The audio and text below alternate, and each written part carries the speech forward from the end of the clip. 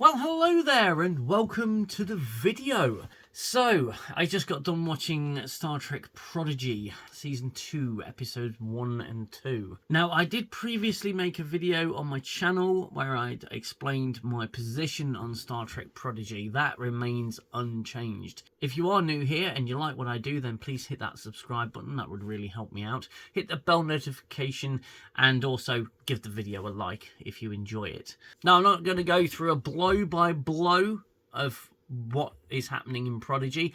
There's actually a lot that's been left unsaid on this channel. If you do want some sort of background for Season 1, we covered it on an Evening in 10 Forward. That was a previous live stream that we did with me and my co-hosts went through Season 1. I wanted to start by reviewing Season 2, so if you haven't yet seen Season 1, there's going to be some spoilers, I guess. Like I said, I'm not going to go through a blow-by-blow breakdown of the episode. I just wanted to give you my thoughts on it, my feelings in general about the way the episode went. And of course, this is a show that's aimed at children, which is so bizarre because it's written by adults aimed at children, but it's something adults can enjoy. Whereas New Trek is written apparently by adults with childlike minds, and apparently it's written for adults. But for the most part, New Trek is just awful. It's awful storytelling. Now, it's not your typical in-depth, detailed storytelling when it comes to Star Trek. Of course, Prodigy was never going to be that. But it hits all the key points pretty well, and it gives a great sense of character progression. Now, I don't know about you, but most of the New Trek shows, and you notice that I'm sort of segueing Prodigy out of New Trek because it's not really New Trek. If you notice with New Trek, a lot of the characters don't develop, they don't mature, they go through experiences and just remain the same throughout. But this show, Prodigy, this new Star Trek show, as I call it, seems to have a great character progression. So you can see from where they started in Season 1 to where they are now at the beginning of Season 2, there's a very clear progression within the characters. Something that's classic Star Trek always did so very well. Now, this two-parter, obviously off the back of the previous season, the kids are now at Starfleet Academy, and they've all got their different sort of assignments within that. They've all got different classes. They've all found their different niches. And this season is opening with them essentially getting recalled by Admiral Janeway. It really is nice to see Kate Mulgrew playing the role of Admiral Janeway, even if it is computer animated. The kids are picked up by The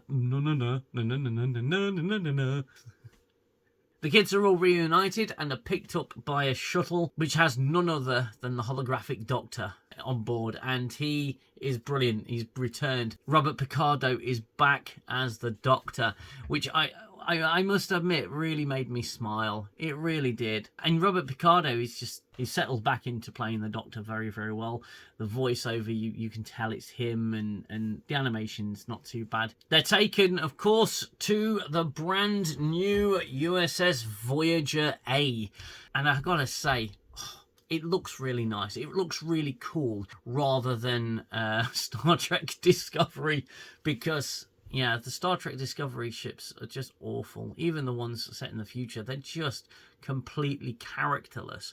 But you can tell with this ship that they're on, it's got some character about it. It's got some defining details, and that's again part of the reason that I actually like this show, is because of the way the ships look, the universe looks. It's brighter, it's more optimistic, it's very close to Star Trek that we all grew up with. It's also interesting because there's a lesson within this episode, and it's kind of interesting how they deal with it. It's entitlement. Now, the kids have spent all of Season 1 being the focal point of the story, and although they are still the focal point of the story in the second season, there's much more of a wider canon of characters coming on board. You've got the members of the Voyager crew, you've got the Doctor, you've got Janeway. Chakotay is also referenced and seen in the episode, albeit through mission logs. The kids are no longer the key to what's happening. They are now the subordinates. They are now the cadets. They are now at the bottom of the rung. And it's interesting because they react how kids would react to that. Suddenly they're not that important anymore. They are simply cadets. And of course the story's got to push them into becoming more relevant to the story, because Prodigy is about the kid characters. So through various mishaps, they find themselves, by the end of the two-parter, in quite a spot of bother. And it's interesting how the entire series is centered around the protostar and what happened with the protostar and what happened to Chakotay. So the episode pushes that along really nicely. Now, those of you who have been with my channel for a long time know that I'm fairly cynical about New Trek. I think the channel's growth thus far has been solely because I've been cynical of New Trek. The New Trek reviews I've done have definitely garnered more attention than the stuff that I've actually enjoyed and reviewed because I've enjoyed it. The Acolyte ones got quite a lot of views because they were negative reviews. So it's very different for me to approach something from a more positive outlook. I think I've only really ever done that with the Orville. But this show is really good. If I was to levy one criticism at the show so far, is that, again, with consequences, there doesn't seem to be too many at this juncture in terms of disciplinary consequences for their actions. They've overheard something about Shuttle Bay 3, I believe it is. There's obviously no Shuttle Bay 3 on the ship, but there actually is. So they're sneaking around trying to figure out what's going on and trying to uncover the truth of why Voyager is where she is. They are actively snooping around. Now, Starfleet rules and regulations, the chain of command, they'd be heavily disciplined, should they get caught, and they are actually caught and it's unveiled, but they're brought into the loop a little bit too quickly. That could be the result of having to tighten the story so much just to get it moving along, and because of kids' attention spans these days. The story of these two first episodes is given a little bit more towards what happened to Chakotay and what happened to the protostar in the first season. It's done pretty well, explaining some of that away and giving a little bit more information. Now, the animation in this second series, I think, is a lot stronger than it was in the first series. Obviously, second series is always going to be slightly better. Technology moves on and it refines. I think visually the show looks really good. I'm quite happy with it.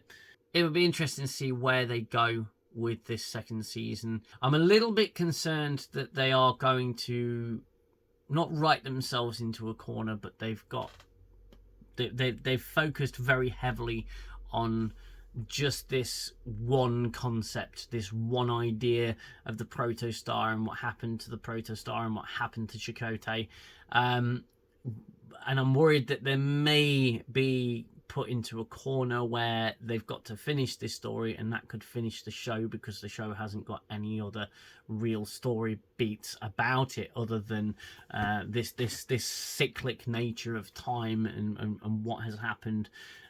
This loop the show seems to be based on, the protostar, what happened with the protostar and the cycle of what's happening there. Again, the only sense I'm getting from this show so far is that its heart is in the right place and it's actually being treated like a Star Trek show, albeit for a younger audience.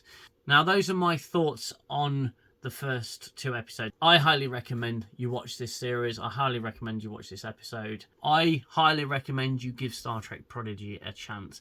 Get past the first 4 episodes of season 1 and it becomes something quite unexpected. It was really nice to see some more of the Voyager alum joining the show and doing some voice work for it. Seeing the characters again. Like I say, it's so far it's been a superb Voyager epilogue, and I hope that continues. As I said before, I can't really recommend this show enough. It is not New Trek, okay? In my opinion, it is not New Trek. New Trek is something completely different. This is new Star Trek. That's all I've got for this video, so don't forget to hit that like button, consider subscribing to the channel, and I will see you in the next video. Until then, bye-bye for now.